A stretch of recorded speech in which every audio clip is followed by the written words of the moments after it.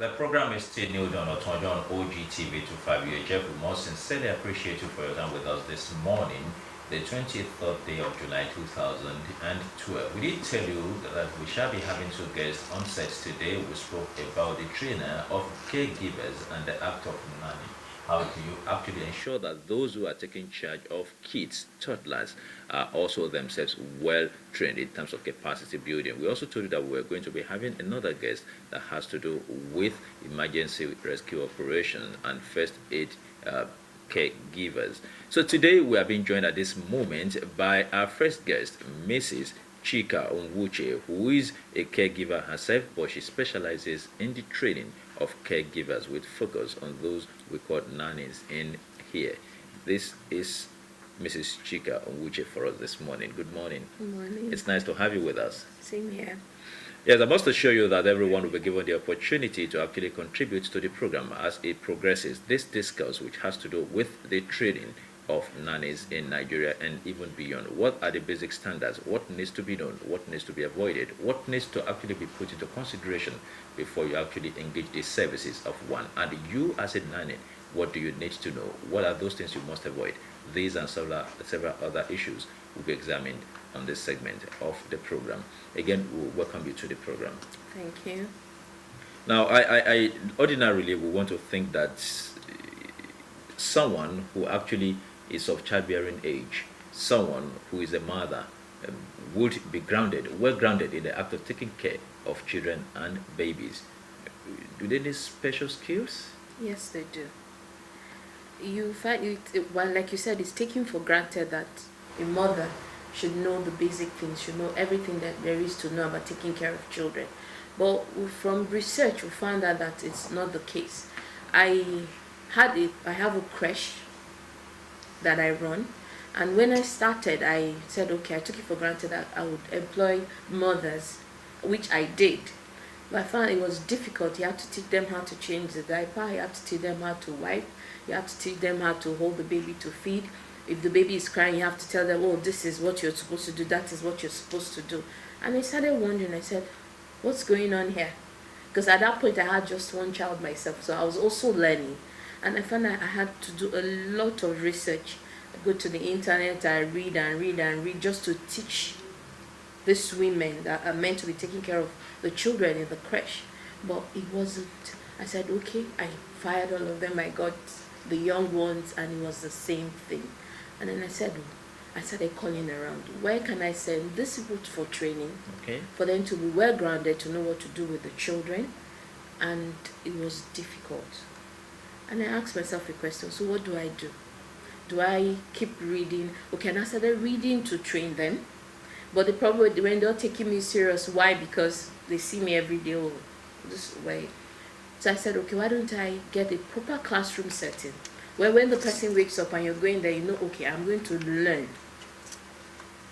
And when I finish, I know, okay, I'm going to do a test or an exam. So I will take it serious to know what's going on. So what I did, and I said, okay, why don't I travel, get this training myself, come back and do the same thing here. And that was how I stumbled on Super Nannies Nigeria and South Africa. So I started discussing with them. I said, okay, let me come over, do the training, buy the franchise, come and duplicate the same thing here in Nigeria. And that's what we've started doing since last year.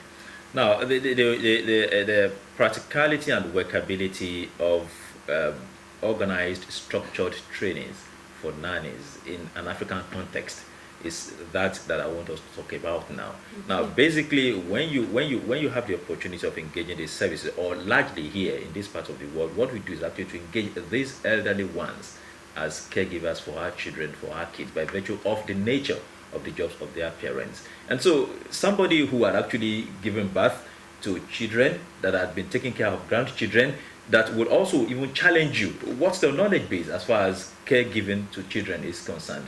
How do you get such an individual to actually readily respect and appreciate the value you want to impact in her? You actually, you'll be surprised, or will I say amazed at the way they're ready to learn. Because we have in our class, we've had a 56-year-old woman that has come in. Right now, we have a training section going on, and we have women from 45 to 50 something. They're willing to learn because they know time we're changing. Things are changing. The way they did it those days is not the way it's done now. So they're willing to learn, to know, okay, then in those days we're using cloth napkin, okay, which was okay. They use the pin and all that to strap it. Some people still use that now, but now we use things like diaper, so they need to learn how to change it. Those days you could feeding, the way they feed, the formula and all that was slightly different. It was believed that most mothers, you breastfeed until the child is a year or two, and then probably do the pap in between and all that. Most of them don't know how to mix the formula. Okay, then to sterilize bottles, because we teach them all that, so they're always willing to learn, because there are new things they did not practice in the past, which we're doing now, and which the mothers of today want. So for them to be able to take care of these kids, they must learn how to do all this. Now let's also talk about the psychology of the children being taken care of here. We're talking about a holistic approach to caregiving in terms of the children and babies. Now we must also pay due attention to the possibility of a psychological attachment between these nannies and the kids they take care of, because they see them even more than their parents. Is the kind of training we are talking of here also looking at the possibility of enhancing the process of ensuring effective psychological attachment between the caregivers and the kids? Yes. Our training process, we have usually 2 weeks, and we teach them everything that, like, we teach them about the importance of play, where the nannies are engaged. They learn how to engage the children actively, not just put the TV there and tell them go and watch.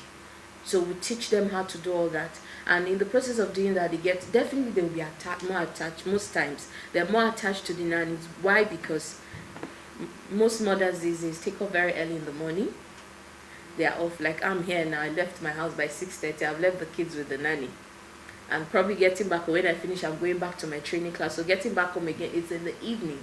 So you see, they see the nannies more.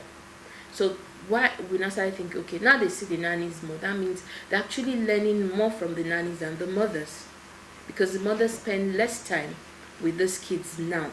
So what we do, we have to teach them everything that has to do with childcare. We teach them importance of play.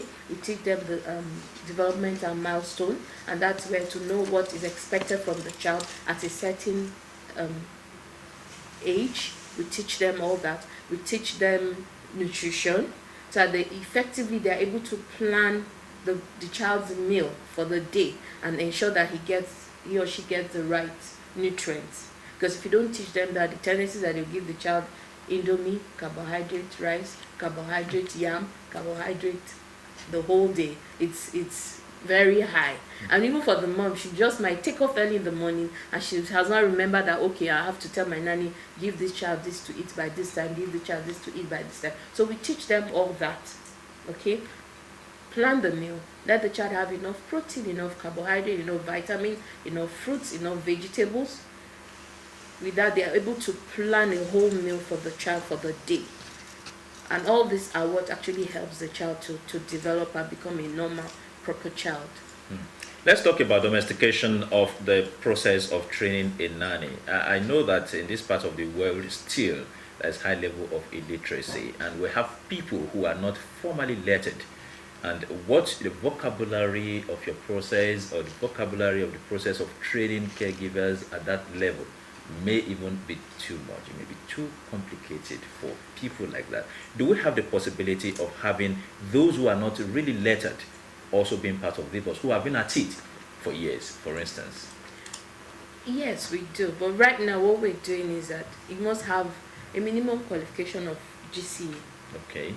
That what we're actually looking at is the English also. But you can also not wish away experience. No, we don't. When a situation where we see that, okay, this woman is experienced, she's been a caregiver, even though not trained for a number of years, we groom her. So in this instance now, we teach them use of English, the basic use of English, so that they will know how to communicate effectively with those children without speaking pidgin English to them or reversing back and speaking Yoruba or Igbo or as the case may be. So for such, we will take a longer time to train them because of the use of English. So we don't just say, oh, go, we're not going to train you. No, we do that.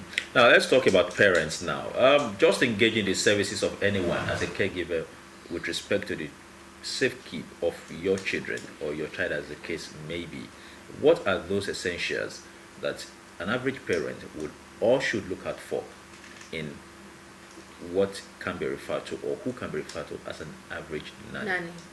Okay, an average parent should actually look out for a person that is patient, because at the point you're interviewing the person, you will know if she's a patient person, because a patient person will be able to listen to your children and take care of them. Is she a happy person? If someone that is always sad walks in here now, you would know, relating with the person in the next 30 minutes. So I usually tell my clients, engage them, interview them, okay? Because in the process of interviewing them, you watch out, is she patient? Is she a happy person? Does she have the I can do attitude? Is she playful? Those are the things you have to look out for, because you wouldn't want to employ someone that won't is not patient enough for the kids. It's not a happy person, so that means she will never engage the children in terms of play. And for an adult, for you to play with kids, you have to come down to their level. You have to be ready to roll on the floor with them. You have to be ready to play on the sand when they want to play. So you look out for that kind of person. Sometimes I even tell them to engage the person for the whole day and watch and see how she relates with the kids for that day. I'm sure at the end of the day, you'll be able to say, okay, she'll be good with the kids, or I don't think she's okay. Now, I know that in the developed part of the world, caregiving is gender sensitive, which means there's gender balancing. It's not an exclusive preserve of a particular sex. But in this part of the world, when a man like me decides to be a nanny, then the society is likely to look at me with one kind of disdain. Is this guy all right? How would you, within the context of African culture, choose to be a nanny? Is that also the situation that should be? Yes, so far we've not had any male coming to our class, but I think it would be nice, to have a male nanny. You may not be too sure. Maybe you have a potential trainee here. Well, you're free to come on board. But it would really be nice, just the African thing of it's just the woman's responsibility to take care of children. When they say man doing it, it becomes very strange. But we would like to see that changing over time. I know it's going to take time anyway. But is that the possibility of a conscious effort at bringing men on board? We're just hoping here. No, we'll have the possibility of a conscious effort. To tell you the truth, we've really not done that. Maybe after this, we probably would look into it. If you're just joining us, we have Mrs. Chika Nwuche, who is a caregiver and trainers of caregivers in Nigeria here, and we're talking about capacity building for caregivers at the level of nannies in Nigeria. It is observed, according to her, that so many people actually have the practical experience, but they are not updated with respect to modern trends in caregiving as far as the handling of children is concerned. And that's why she, as a person, is taking it upon herself to provide the needed capacity that those who take care of children would require to be able to deliver the goods at all times. She's also saying that the possibility of a man, imagine a certified nanny in Nigeria, is also not being ruled out, but this may take some time. So we're still examining the issues that surround how to give appropriate care to our children, particularly toddlers and kids, so that when their parents are engaged economically elsewhere or socially elsewhere, they can be rest assured that their children are in safe hands. We'll return shortly after this break, and when we return, we shall be giving everyone the opportunity who wishes to be part of this discourse to actually call in and seek clarifications as far as caregiving with respect to nannyship is concerned. Newdon Otonjo continues shortly. Please stay with us.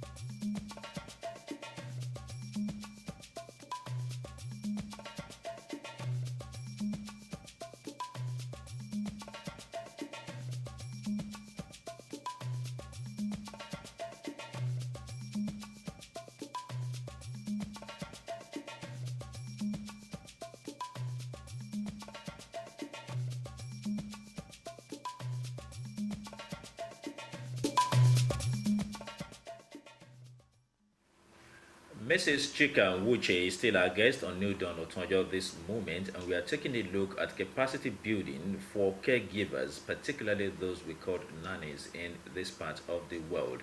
We've been examining issues that surround nannyship and what needs to be done. What more should these individuals do to be able to enhance their capacities at delivering the breast at all times?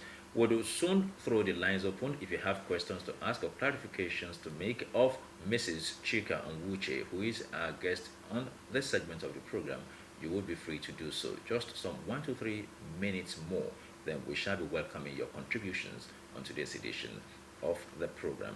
I want to be interested, or I'm more interested at this point in time in the tenorship of the capacity building program, because I guess let's take our first call, please. Hello, good morning. Good morning.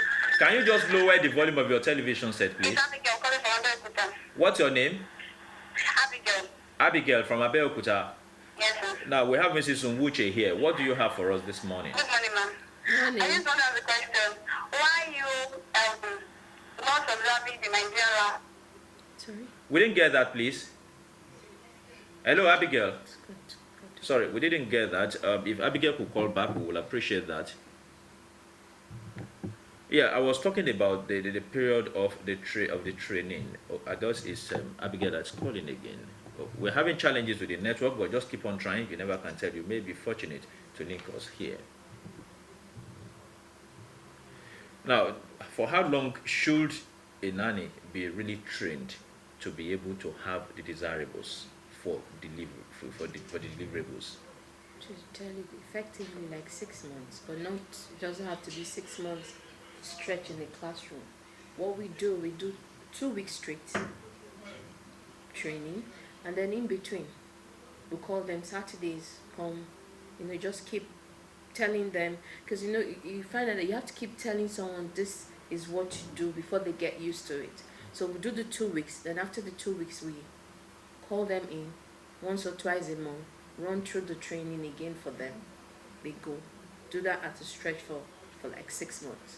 Now, I know that trainings or capacity building processes like this are structured in such a way that you have the ordinary level, you also possibly have the advanced level. Yes. Does it suggest that when you have the ordinary level, that's enough to take you through your career as a nanny till God knows when? No, not at all. Okay.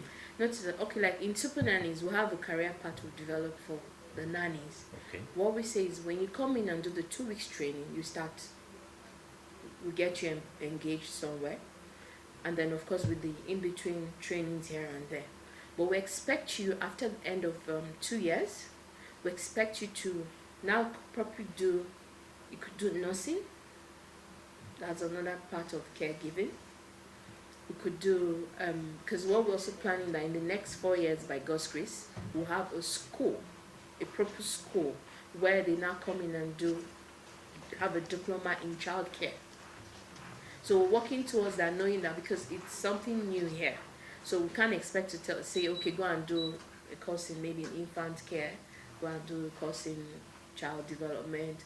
So we're working towards that, where in the next 4 years, hopefully we'll have a proper school where you come in and have your diploma certificate to help you advance you further.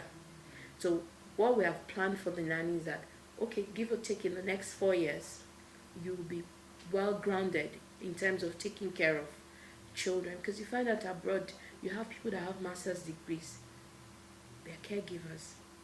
Fine, it's a good thing. Also here we've had 1 or 2 graduates. If at the class we have right now, I have 3 graduates in that class taking the training, and when we're discussing it, they're so excited about it.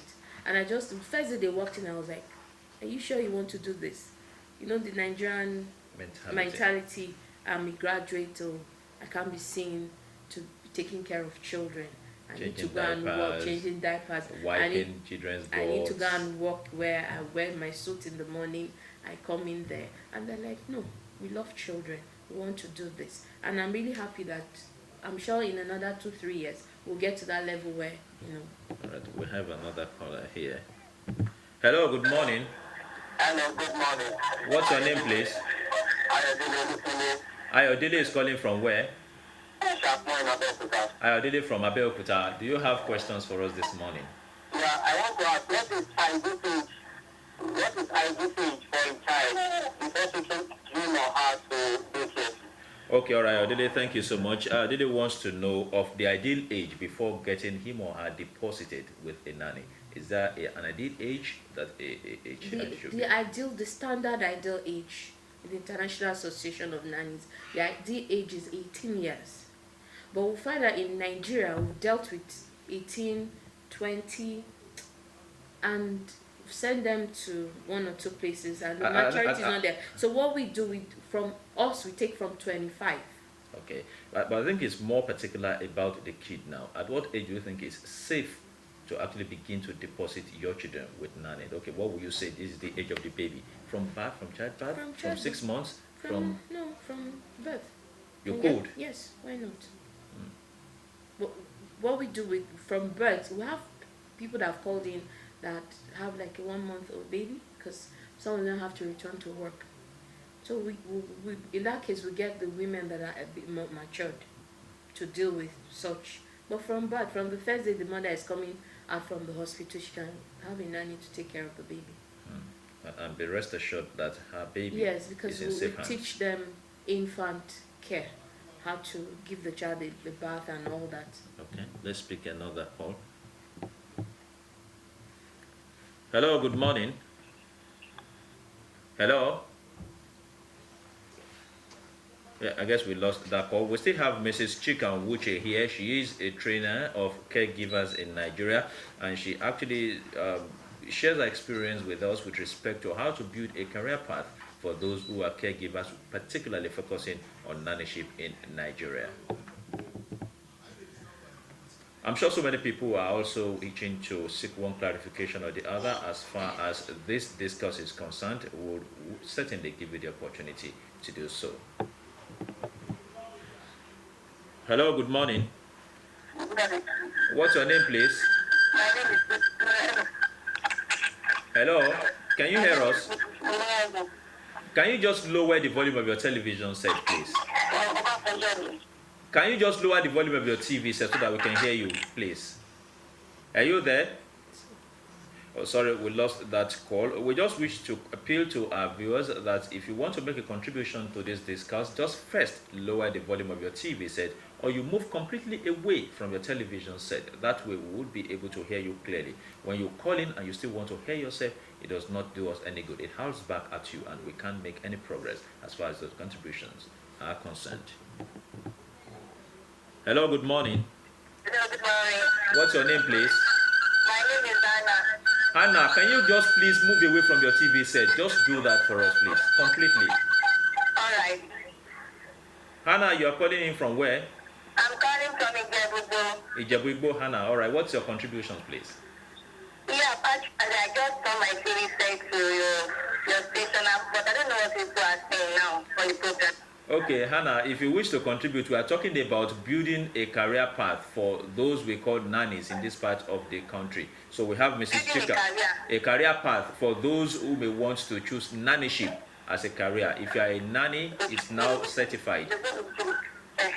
So that's what we're talking about. Do you have any contributions to make? Yeah, actually, I have a building a career. Yeah, you can. Yeah, we can hear you. Hello? All right, well, Hannah, if you will just sit back and watch us a bit more, maybe you will have an insight into what we're talking about. Mrs. Chika Nwuche is still here with us. Hello, good morning. Well, we lost that call again. Please, now I want to ask. You have the privilege of seeing both here and beyond. The latent capacities of Nigerian nannies before something is deposited in them. Is it such that you say can compare anyway? Not at all. They can't. But such capacities have the potentials of actually developing full-blown. Yes, it does. Because you find that most of them, when they finish the training, they come back and they tell you, oh, thank you very much. I've been able to learn this. I didn't know this was possible. Now it's possible. And in fact, I was coming here this morning, because we also outsource nannies to schools. A proprietress called me. I'd given her one nanny, and she goes, "Oh, I've watched her over a period of time. I can see the difference between her and the other ones that I have that were not trained. Please, I need 3 more." You know, and because what we also do, you know how Nigerians function. We also try to talk to them on a regular basis, the nannies, when we assess them. And what we do is, okay, we tell them if at the end of the year, because we do what we call the performance review appraisal every month, anywhere we send them to, and that's because so that they don't misbehave. So if you score 75% all through the year, you're sure that at the end of the year, super nannies will give you 50,000 naira. So most of them look forward to that, and then they tend to behave themselves, and what you've taught them, they adhere to it. I can assure you, if I decide to come in there, then I'll be the one to cut that away every year. Hello, good morning. Oh, I guess we lost that call. We still have Mrs. Chika Nwuche here.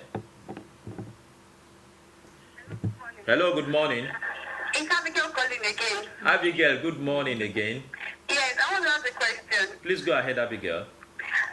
Why don't you, she said they don't allow any other language than English language.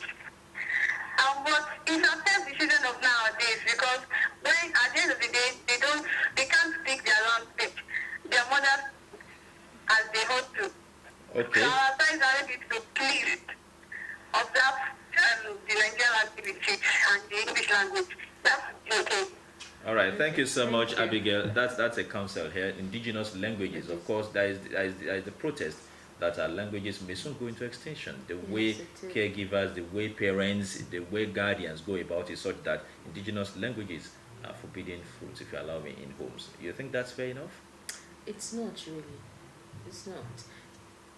Our children should be encouraged to speak different languages.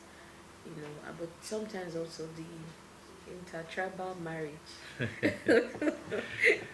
We have another caller here. Let's just pick this call. Hello, good morning. Good morning. Ibikunle from Ijebu-Igbo.